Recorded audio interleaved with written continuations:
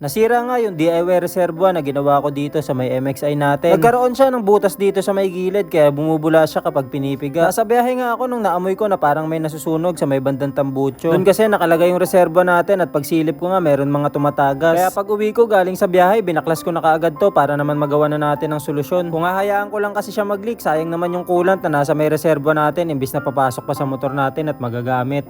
Ito kasi yung naging sira niya mga paps. Kung makikita nyo meron siyang sunog dyan. Nailapag ko kasi to or nilapag ko talaga siya dun sa may engine natin nung naputol yung bracket na ito. Kaya ngayon ay babaklasin na natin siya para naman makuha pa natin yung laman ng reserva. Kaso nga lang nagtapon-tapon bago ko mailagay dun sa may bote. Mumurahing bote lang ng coolant yan mga paps pero hindi talaga yan yung gamit ko na coolant. Petron talaga. Diyan ko lang sinalin kasi tinapong ko na. Bali bago nga pala natin siya i-repair mga paps ay may gagawin muna ako. Lilinisan ko muna to para all goods tignan kapag kakinabit. Sayang naman din kung hindi ko lilinisan, nakabaklas na rin naman lahat. Tsaka para makita rin natin ng maayos kung gaano nga ba kalaki yung butas na tatapalan natin. Pagkalinis, halos di unong pa ako yung butas na nagawa ng sunog ng makina mga paps. Kung alam ko lang talaga na magiging ganito yung kalalabasan, hindi ko na sana pinatong dun sa may makina natin nung nasira to. Bali itong gagawin nga pala natin mga paps ay hindi sigurado kung magiging successful or hindi. Basta tatapalan lang natin to mula dito sa labas hanggang doon sa may loob. Sinigurado ko muna na malinis na lahat ng parte. Mahirap na kasi baka sumablay yung gagawin natin at wala nang second chance.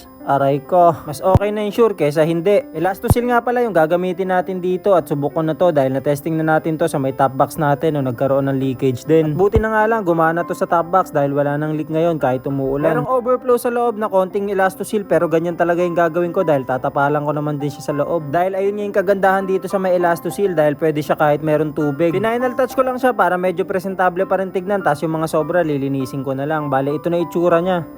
Ito na yung update mga boss, naikabit ko na siya at ayan, inobserve ko na rin siya, wala naman siyang leak. Tapos medyo matigas na rin siya, bali papatigasin ko pa siya lalo. Pero mamaya ko pa siya gagamitin, mas makakatulong kasi yung init siguro. Matigas naman na siya, ayan. So far wala naman kasi pag ginaganto siya ng mga nakaraan, merong leakage, ngayon wala na. Yung mga bula na yan na umaangat, galing yun sa hose na reserve. Ito, kasi nga na-empty natin siya kanina. So pag pinipiga mo, ganto-ganto mo maangat. Buti na nga lang, nagkasya pa yung coolant na kinuha natin dito kaganina, tsaka dun sa may konti natin. Kaya ayan, meron siya. Bili na lang tayo sa susunod kapag nagkulang. Pero hindi na ito mababawas. Matagal na ito ulit mag-work. So ayun lang. Ito yung ginawa natin. Effective naman so far.